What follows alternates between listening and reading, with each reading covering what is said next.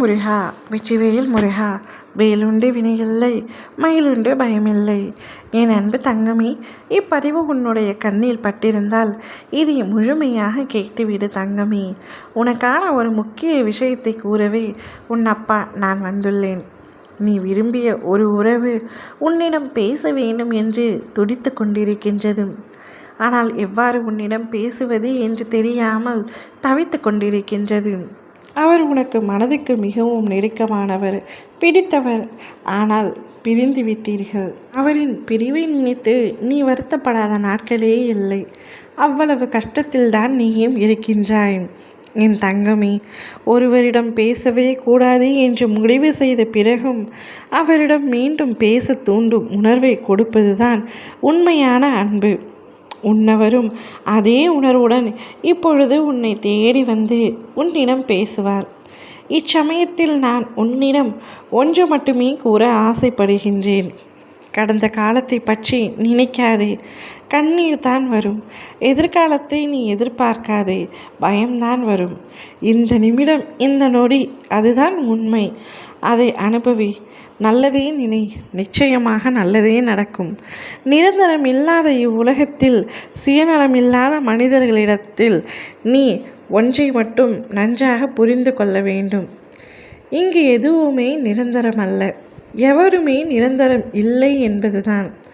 ஒரு துளி அன்பை கொடுத்துவிட்டு பல துளி கண்ணீர்களை பரிசாக கேட்கும் மனிதர்களின் மத்தியில்தான் நீ இப்பொழுது வாழ்ந்து கொண்டிருக்கின்றாய்.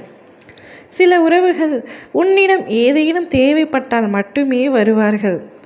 அப்படிப்பட்ட உறவுகளை நீ உன்னிடத்தில் தக்க வைத்து கொள்வது நல்லது கல்ல தங்கமே.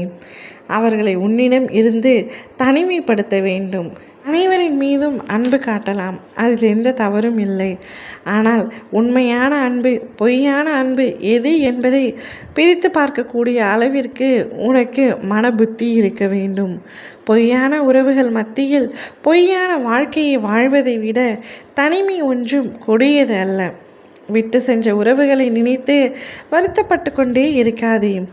குடும்பம் என்பது கடவுள் உனக்கு கொடுத்த அழகான பரிசு.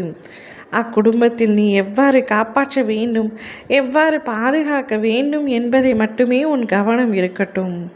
உனக்கு என்ன தேவையோ அதை உன் அப்பா நான் நிச்சயமாக நிறைவேற்றி தருவேன். மற்றவர்களின் வார்த்தைகளை கேட்டுக்கொண்டு அதை நம்பி உன் துணையை நீ ஒவ்வொரு நாளும் இகழ்ந்து பேசிக்கொண்டே இருந்தாய். அதனால் பல சமயத்தில் உங்களுக்குள் சண்டைகள் ஏற்பட்டாலும் இப்பொழுது பிரிவு ஏற்பட்டுள்ளது. கவலை கொள்ளாதே. அந்த பிரிவை நான் சரி செய்து வைக்கின்றேன். உன் துணையே உன்னிடம் வந்து பேசுவார், உன்னை அழைப்பார். நீயும் அவரும் ஒன்றாக சேர்ந்து வாழ வேண்டும் என்பதுதான் உன் அப்பா எனக்கான ஆசை. உன்னுடைய துணை உனக்காகவே படைக்கப்பட்டவர். உன்னை தாண்டி வேறு எங்கும் செல்ல மாட்டார். நிச்சயமாக அவராகவே உன்னிடம் பேசுவார். இப்பொழுது அவருடைய மனநிலைமை மாறிவிட்டது.